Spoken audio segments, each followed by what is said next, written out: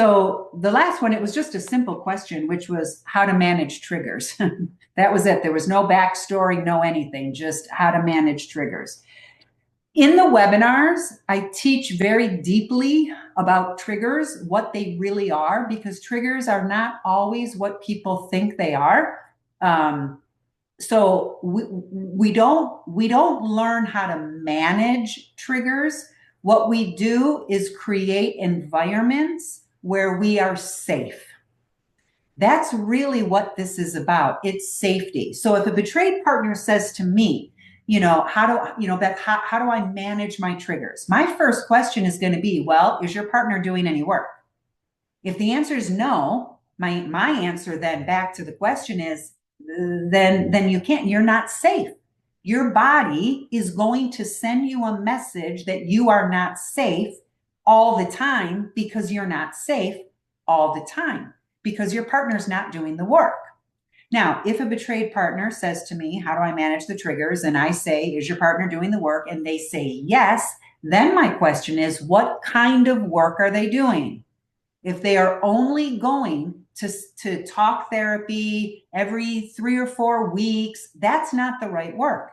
That's not it. That's not going to cut it. They need a lot of consistent talk therapy along with emotional therapy. And they need to do both. So this concept of managing triggers is a little skewed in the betrayal world. The only thing we can do in those moments is find safety within ourselves. If I'm with, and I lived this, my husband trickled out the truth over 3 years, okay? So during those 3 years, I was never safe.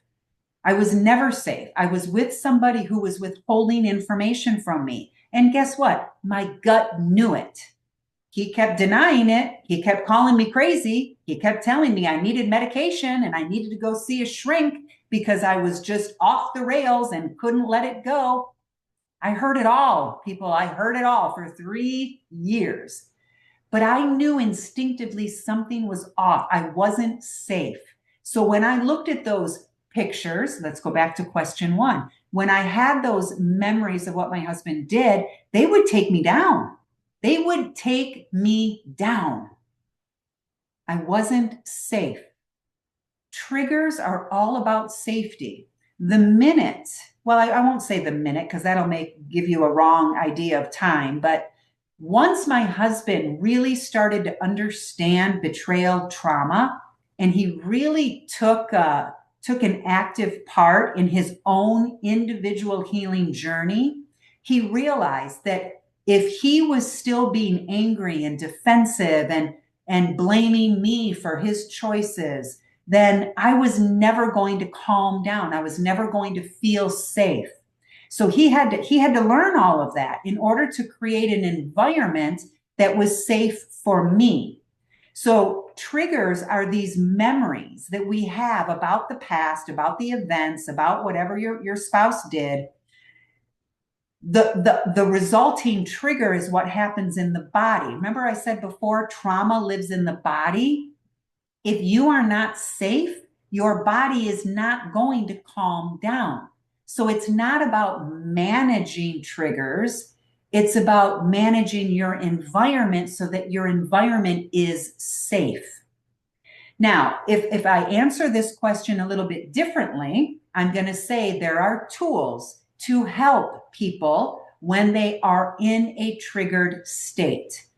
Again, ideally, we want your environment to be so safe that you don't have the triggers. That's the ideal world.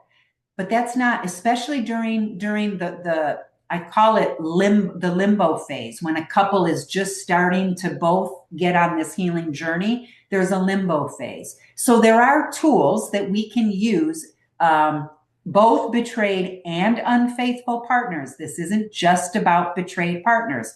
Unfaithful partners get triggered as well. A trigger just means I'm having dysregulation in my body.